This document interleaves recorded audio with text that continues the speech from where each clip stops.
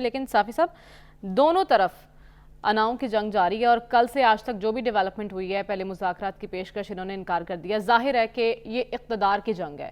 اس جنگ میں ملک کا کیا ہوگا؟ ملک کا یہی ہوگا جس کا ہم رونا رو رہے. اس پروگرام کا موضوع کچھ اور تھا لیکن بدقسمتی سے ہمارے حالات ایسے ہیں کہ اگر ہم کسی اور موضوع پہ بات کرنا چاہیں گے بھی تو وہ تمام باتیں بے معنی ہوتی ہے. یہ مذاکرات کامیاب ہو جائے، یہ مذاکرات ناکام ہو جائے، یہ اسمبلیہ تحلیل ہو جائے، یہ الیکشن قبل از وقت ہو جائے، یہ الیکشن جو ہے اپنے وقت کے بعد ہو جائے، کیا ہوگا؟ جو ہمارے مسئلے ہیں کیا وہ حل ہوں گے؟ نہیں ہوں گے. لیکن یقینی طور پر مکالمے کی تو موت نہیں ہونی چاہیے.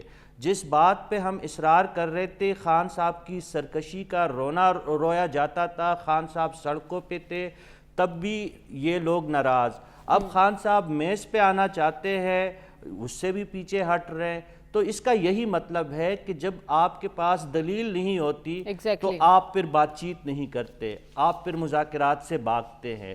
یہی جو آپ بات کر رہی ہے کہ یہ لوگ جو ہے جو صاحبان اقتدار ہے یہ صرف اپنا وقت پورا کرنا چاہتے ہیں، اور وقت اس لیے پورا کرنا چاہتے ہیں کہ اپنی ضد اور انا کو ثابت کر سکے. اس کا مقصد ہرگز یہ نہیں تھا کہ جب مارچ میں یہ حکومت اقتدار میں آ رہی تھی تو پی ڈی ایم اور یہ جو ہمارے حکمران تھے ہمیں بتا رہے تھے کہ وہ معیشت کی درستگی کے لیے آئے ہیں، وہ عوامی بے چینی کو دور کرنے کے لیے آئے ہیں. وہ بے چینی تو اور بڑھ گئی ہے، وہ خزانہ تو اور خالی ہو گیا ہے. آپ کے پاس کیا ہے کرنے کے لیے؟ اگر آپ کے پاس نہیں ہے، یہ ملک کا ایک دوسرا بہت بڑا لیڈر آپ کو آفر کر رہے ہیں، ان کے ساتھ بیٹھ جائے. اگر آپ سے نہیں ہوتا تو آپ ان کے حوالے کر دیں، ان سے ان کا پلان سمجھ لے. جن کی ہم ذکر کر رہے ہیں کہ ہمیں کوئی سمت معلوم نہیں ہو رہی ہے، مل کے کیوں نہیں بات کرتے؟ بالکل آپ نے صحیح کہا، حکمران اپنا وقت پورا کرنے کے چکر میں اور اس چکر میں وہ آنے والے وقت کو بھول گئے ہیں کہ وہ کس کا ہو سکتا ہے.